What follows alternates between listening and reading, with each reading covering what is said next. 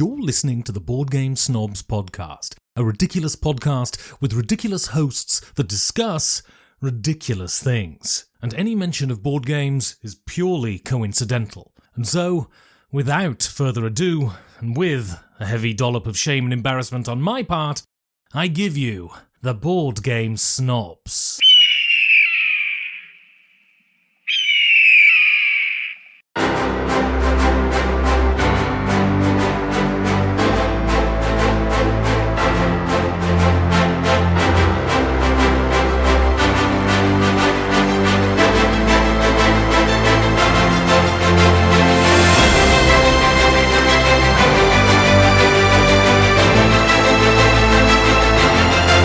And go. I love making lists. The more we make lists, things, the more I realize I love that.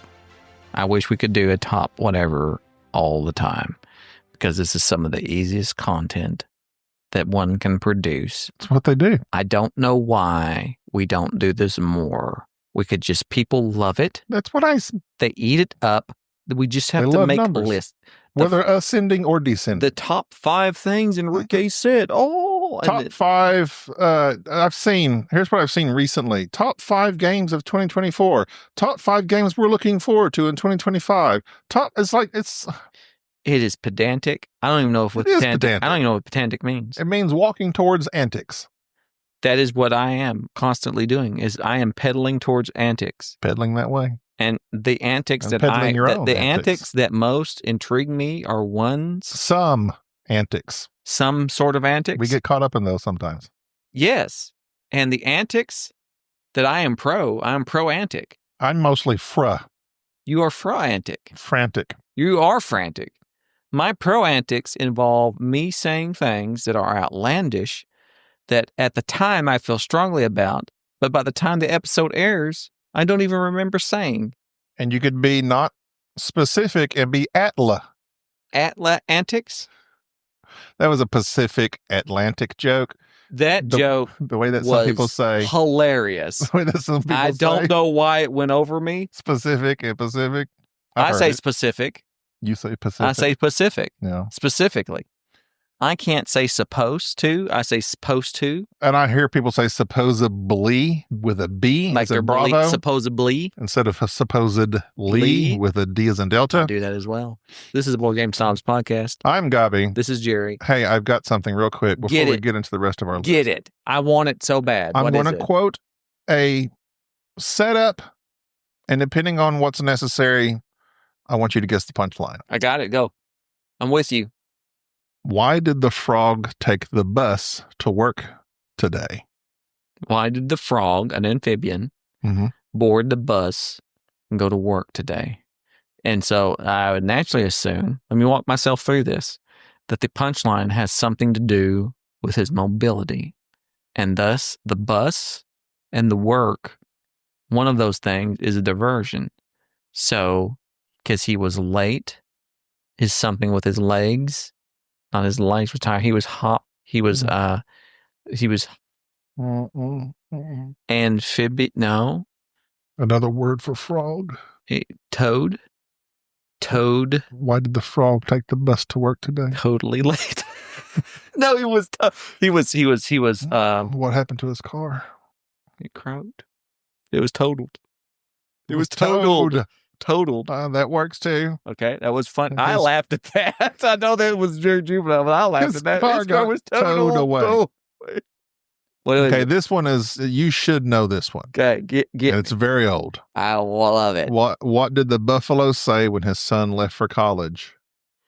Okay, so buffalo, bison. There you go. So see, what I like about these jokes, the old jokes, is that they do this thing. They all do them.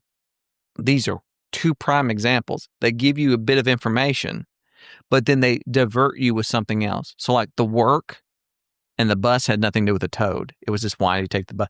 And the bison thing is like you could have been saying anything else about his son leaving, but the college and all that. It diverts your attention to the second part of the joke. And really, it has nothing to do with that. Correct. One of my favorite jokes that I hate this joke. I've told you this joke perhaps, that a friend of mine who was not funny, he was never funny. You know Brad. You've never met Brad. I know Brad. Okay. He's not a funny person, but he told a joke that was tailored to him. Whoever told him this joke gave him this joke, knowing that he would tell said joke.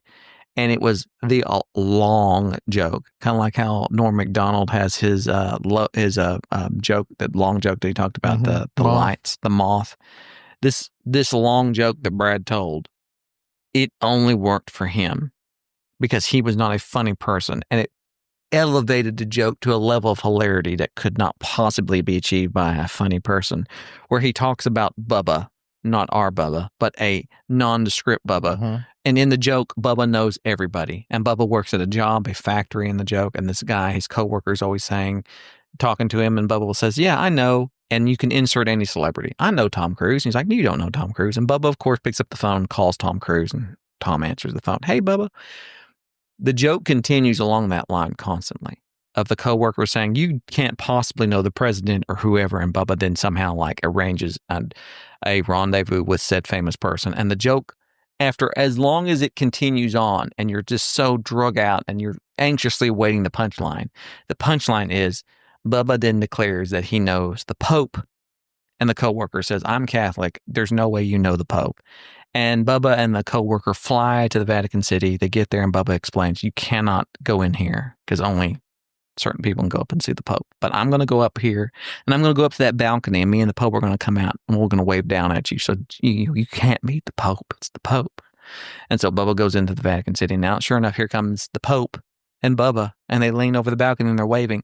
And this large crowd of people. And they go, hey, look, it's Bubba. Yes, the large crowd of people come and say, hey, who's that up there with Bubba? Who's with Bubba? Okay. And that's the joke. Yeah, but it takes so long to get there that by the time you're there, that is the punchline. And the long, and so my friend Brad told this joke one time to perfection. This is a man who has never said anything funny in his life.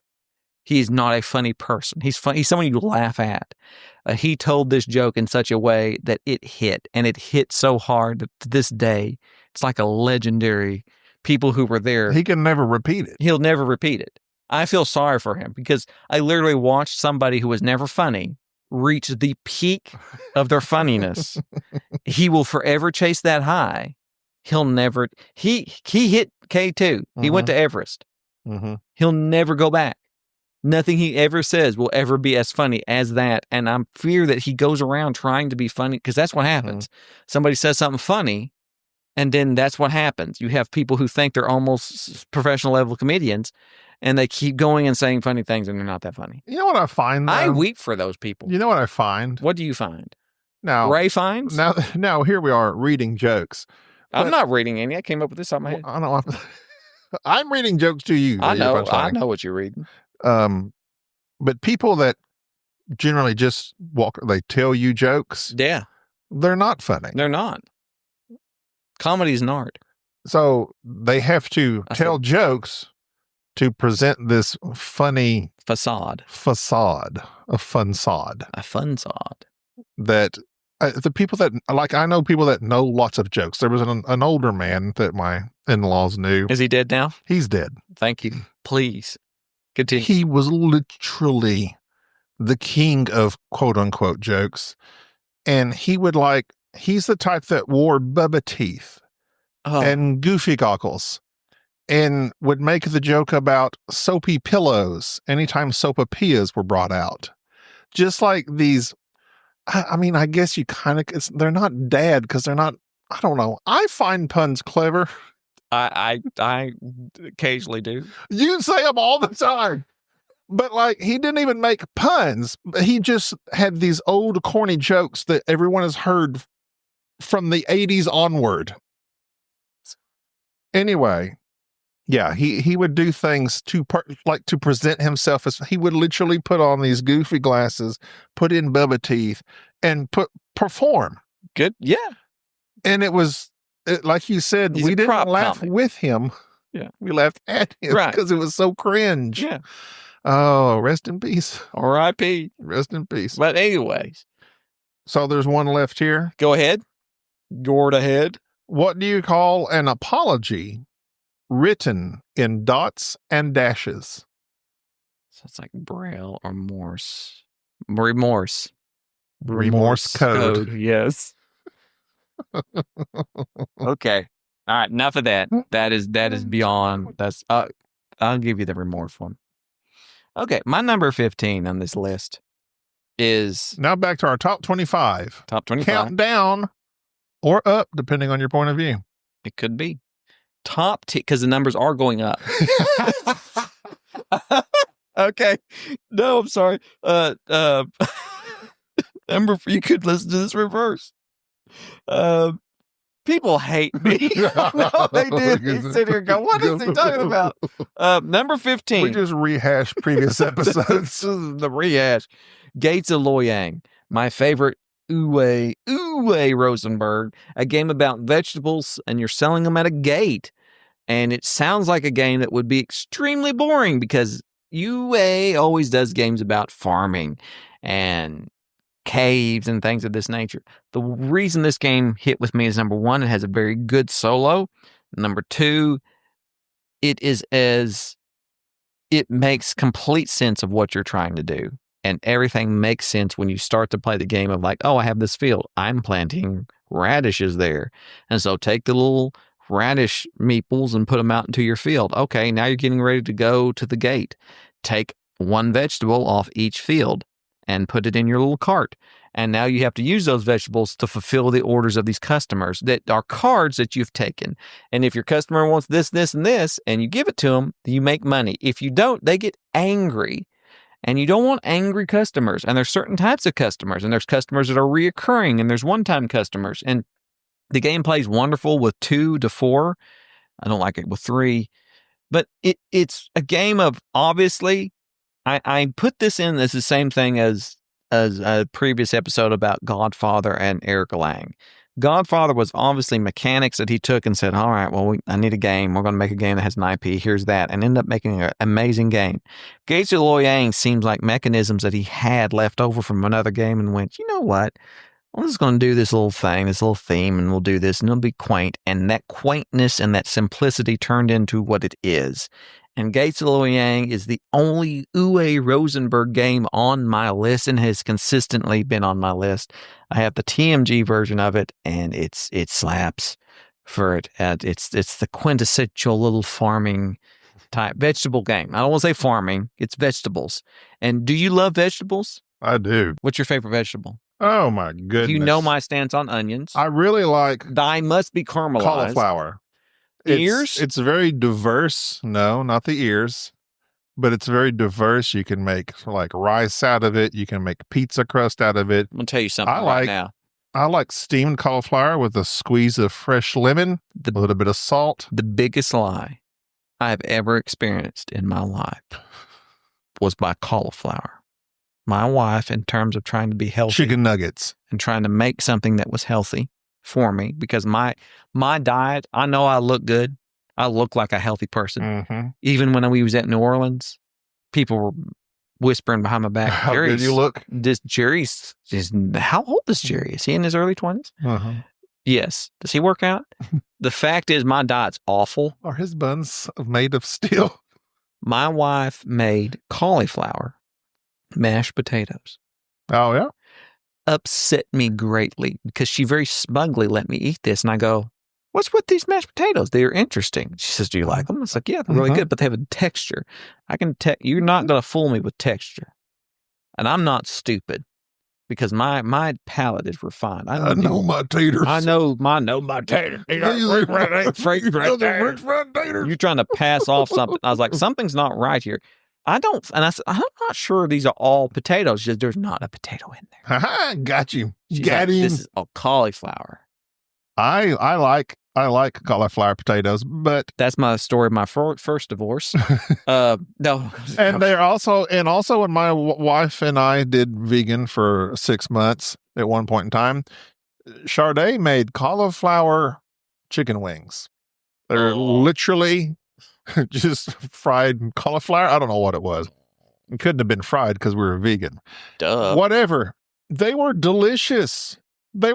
Cauliflower, okay, and as a straight up, it's not the most flavorful. It's not. It's the crap but of it's the vegetables. most. But it's the most diverse. Versatile. You can versatile. Thank you. My favorite vegetable is probably green beans. I really like.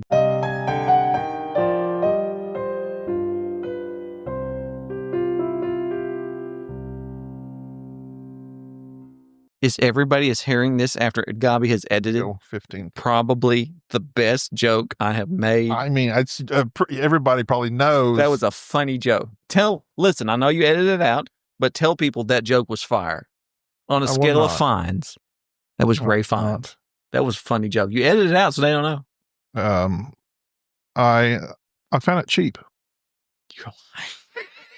Go ahead. Well, I have to recover from the horrific things you have said. Let me go to my fortress of solitude. How about you just go to your mind and protect myself from all the things you've said? Go ahead. Well, seriously, we were talking about cauliflower. You threw me off. Talking about vegetables. The vegetables, Gates of Loyang. My number 15 was previously my number 7, even though I just played it recently. That's not the reason it fell down the list. The reason it fell down the list is there's other games I like more. Wow. You're a wealth of information. And it's just it's so crunchy. Brass Birmingham. I love this game. It's number 15. I love it. Okay. It's no longer in my top 10. Not even top 10. After the last play with Tim, Betsy, and Enrique. Are you making an espresso? What are you doing?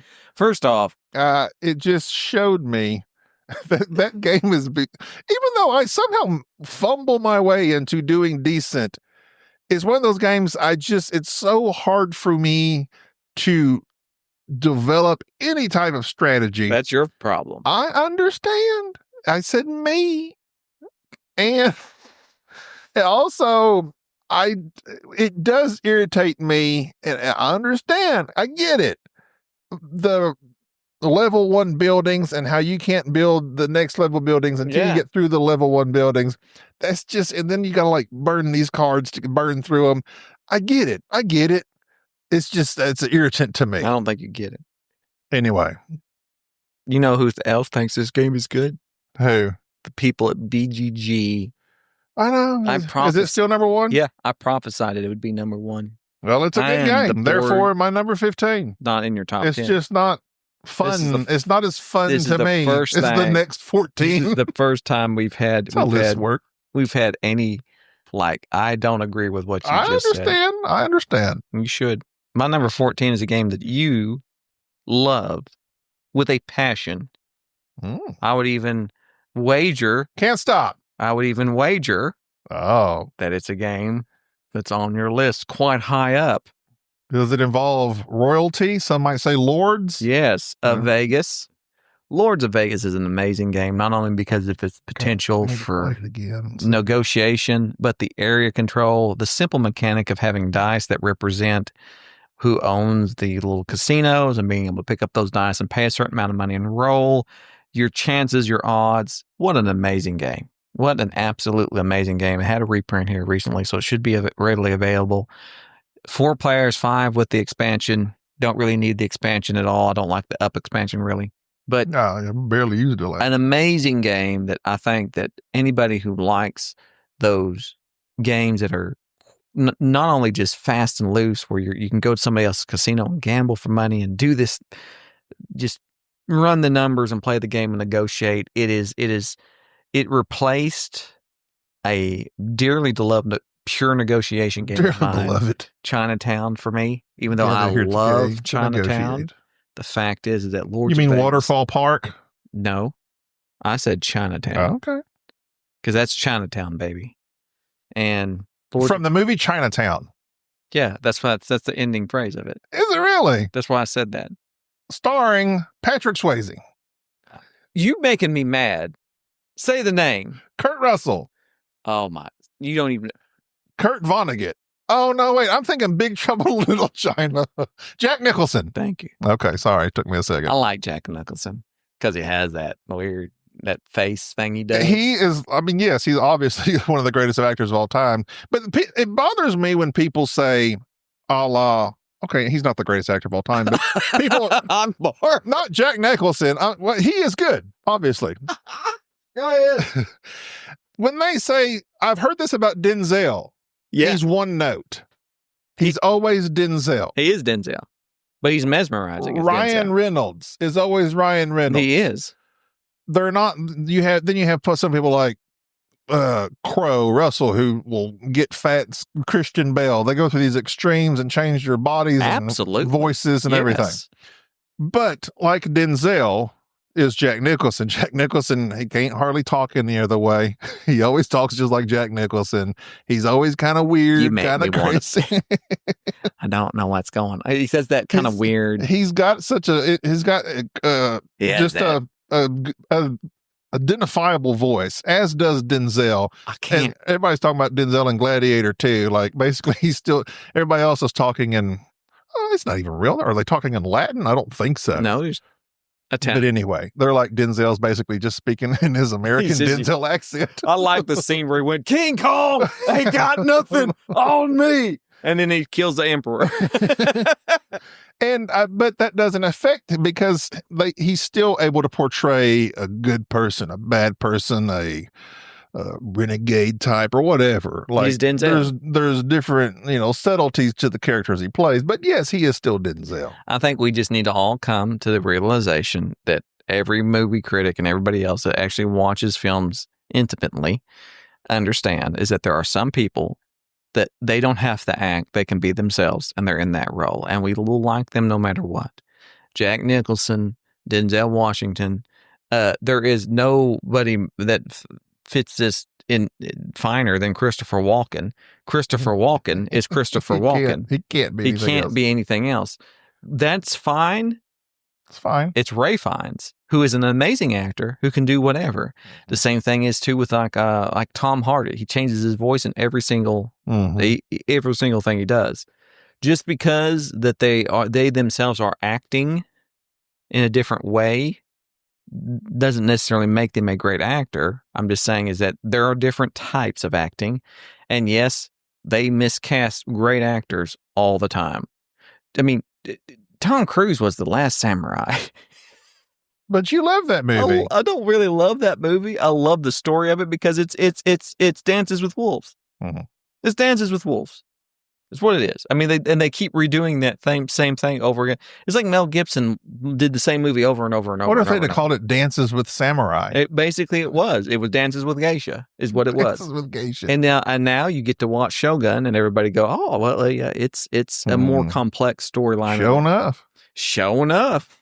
Showtime. My number 14. Empire's Age of Discovery. Previously, my number 8. Very racist of you. Go ahead. Sorry. I like this game of colonization. I like I love the way you claim a spot on the right side of the board. A land that's not yours. Go ahead. You mean the west side? Well, let's just put it on the moon and it's going to be okay. Moon base or whatever that's called. There's no native moon boss. There's native moon people there. Moon boss. He did that. He turned Mombasa into a moon game. Yes, I know. I didn't realize that. Are you kidding me? That joke was very meta. Well, that joke is made by other people. So, see, I don't take credit for jokes that aren't mine, but I can. What are you saying? I don't take jokes. I don't know. I give credit where credit is due. Go ahead. Oh, okay. Just making sure that you didn't need to answer your phone. So Empire's Age of Discovery, yes, the theme may offend some people, but I'm one of those people I've discussed previously. When I play games, I don't think deeply, so therefore I'm just moving these plastic pieces about on a board.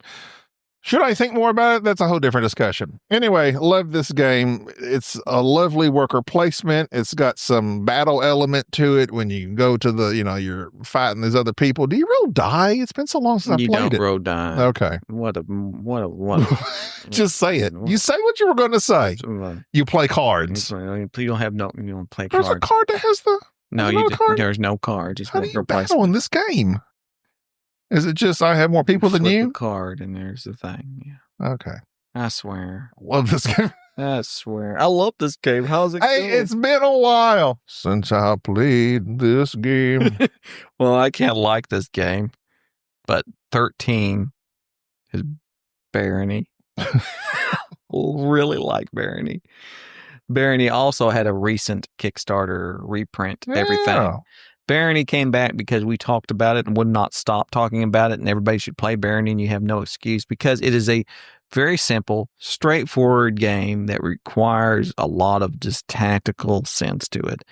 And it's one that, man, I've just 2-player, 3-player, 4-player, doesn't matter. It scales. It's fantastic. Well, it's probably the scale's excellent. Probably our first love. One of our first loves. There you go. Barony, my number 30. 1, 2, so it's 35. First my love, bad. and it's at 35. Well, hey. Sounds like you didn't love her like I love her. I did not, apparently. Apparently, no. My number 13 has already been mentioned. Ooh. It was previously my number 27. Godfather, Corleone. So you jumped up big time. I like this game a lot the more I think about it. No, well, I just sit here and think about it. If I think about it some more, I might jump up even more. Oh. But we've already talked about it, so we can continue on. That was my number 18. Previous episode. Look it up. Check it out. My number 12. Antonym would be Devil Mother, by the way. Thank you. You're welcome. I don't know what the antonym of my game would be. That's what we should do. Antonyms for all we do. Okay. I don't know what's the antonym to Confederate. Yankee. No. Confederate would be what? I know, but no, this wouldn't be right. In the process but like, of what's the antonym Civil War of history, nations? the opposite of the Confederacy was cities? What's the opposite of nations? Cities? No nation? Tribes. Lands? Tribes? That would be better. Nations, which is a game I was supposed to play with Chad, and I didn't not get the chance to, which is a game that everybody should play instead of Through the Ages. Nations is a great game of picking cards off a tableau, very much like Through the Ages, and playing them and increasing your nation's power. Just very complex in the choices that you've got to kind of consider, but very simple in what you're doing. Makes a lot of sense. I love the iconology on it. Makes sense. Everything about the game just flows beautifully. Nations has been a game that I have truly loved, especially in comparison with its antonym, Age Through the Empire. Everybody loves that. Is that Waddle Shavaddle? Through the Age. And so, anyways, Nations is mine. I might be wrong about it being better. I don't know. People will argue that, but for instance, if anybody would like to teach me Through the Ages and then let me teach them Nations and you tell me which one's better, I'm more than up for it because I would put Nations up against it any day. That's my number 12. Yours, sir. My number 12 antonym is Hi, Renzo. What? Hi, Renzo. Renzo. Il Not So Magnifico. Mediocre Lorenzo. Mediocre Lorenzo. I talked about that on a previous episode. You did. And it was previously my number 16 in Wow. 2022. It climbs. It's great. It climbs. It lives. It climbs. The Frankenstein. Man, this is what I we have so many games I want to play again. It's a great one. But we keep getting new games that are also good. It's hard to go back and play. We have a plethora of games sitting in front of me. It's been years since we've played Shogun. I'd love to play Shogun again. It used to be on my list as well back in the day. It's been years since we played. That's another one, Shogun. I need to write that down. Yeah. I'm glad I brought up the last Shogun. When was the last time we played? Either way, great choice there. Number 12. Magnifico was also my you said it already. 23. Just making sure I didn't. Oh, okay. I didn't know you. Number 11 for me. This is breaking in. This is the one that just barely missed the top 10, obviously. And I labored over this one because I thoroughly enjoy this game. I enjoy the movies as well. I don't enjoy the book. Dune. Correct. Dune Imperium. Everybody went back and forth with the other game that came out about that time, the Temples of Arnak or whatever it was called. Lost Ruins. Lost Ruins. I played that a little bit and did not like it in comparison to Dune. Dune was, of course, just made sense. I love that deck building aspect of it and how it plays and the kind of little tight worker placement. Dune Imperium is probably one of these games that's going to stick around for quite some time. It's that good. And it just, boy, that top 10's hard to break into. It's a really good game. I want to play. Everybody says the one that came out that I don't know if it's the Z Rising or there's a Dune they kind of redid that added in elements from all. They did another re-implementation of it, I believe. I think you're talking about the expansion to this, but there's another one that's very similar to this. But from what I hear tell on our Discord, everybody seems to like it better, or those that like Dune like it better. Could be. I think it's pretty much going to be like Brass, Birmingham, Lancaster type thing. There's going to be a preference there. I would love to play it to see. I don't think we play them enough to know the difference, to be honest. But either way, Dune, number 11, still probably one of the better modern games out there right now. Looking forward to part 3. Not Zendaya. Messiah? I don't want Zendaya. I don't care about Zendaya. Well, she's going to be involved. Ready? I know, but he's got him another woman. She's a side piece. Unless she gets with Benjamin. She's a side piece in this one. Fun fact, because he's got the princess now. He's got James Bond's girl. Oh yeah, Florence Pugh. Pew. Number 11. My previous number 5, a card game that also involves pieces on a board. Concordia. Oh, I love the card play element. Game. I know, but you play cards in That's it. not a card game. I know I said that so that you'd get angry. And it's successful. It's so predictable. You're not predictable. You're predictable. Oh, good one. You're on fire. You're predictable. I love the card play in this, though. Thank you. The way that you play the cards? The way that one plays the cards. Why do you love the card play? Please enlighten me. It's just the way I like it. No. That's not enlightened me. Can I tell you why you like the card play? Tell me why I like it. Because the cards have the rules on them. That's right. Yeah, so the card play is nothing but laying a card down. But you can collect more of the same type of card. You buffoon. You buffoon. How dare you call Concordia a card? No, it is a great game. I love the card play of Concordia. And again, it's one of these, it's a pretty board. It's pretty board. It's pretty board for it being a Euro. It's very good for being a Euro.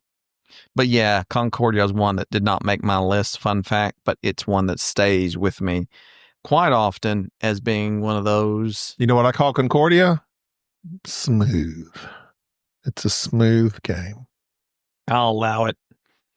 I will allow it. All right. Well, that's now the next part of our list, if you know how numbers work, is 10 through 1. Look forward to that. That's going to do it for this episode. Thanks for listening. Touch those links. Go ahead. You know you want to. Just go ahead and touch them. That's it. There you go. Now you're seeing what they have to offer. And we have lots to offer. We have 300 plus episodes for you to listen to. Some are better than others. I like to think that they get progressively better. But that's just my own opinion. Not so. There's some that are... some are quite terrible. Some are quite terrible for even reason. There's one that Mike and Dan did. You could skip that one. Did they? Oh, yeah, they did do one for us. Yeah. I was just joking. That was nice. It was a very nice gesture. That was a gesture. Because we needed some tint, and we didn't have There's gesture as apostrophe tint. There's gesture. Which implies there are some letters missing from that. Massive gestures, such as certain gestures that can be made with your hands. And then there's gesture with a J, such as a funny person. Jester. Then there's Chesters. Puller. Chesty Puller. Mm-hmm. Famous Marine General. Colonel. Major Chester. Cheetah. That's what I think of. That's the guy that does the Cheetos. Mm-hmm. The spotted leopard. Chester Puller. No, wait, he's a cheetah. Okay. You're... My bad. It's, you know what? I'm tired. No, we got to push on. I'm tired. It gets better. Each one of these leopard has gotten better. Well, thanks for listening yet again. I don't know if I've said that already because I'm tired. Reach out and touch us by emailing us at boardgamesnobs@gmail.com. We have a Patreon. You can throw a few nickels too. If you have some spare nickels, go ahead and throw them in there. We have sirmeeple.com. Check him out. All the links are in the show notes where they belong. Until you hear our 10 through 1, but we'll break that up also into 2 separate episodes. Yeah, we're not going to throw them all at you. To make more apostrophe tent. We need content. And then you'll hear our voices yet again. I'm Gaby. This is Jerry. Bye-bye. Thank you for tolerating this episode of the Board Game Snobs. Stay classy.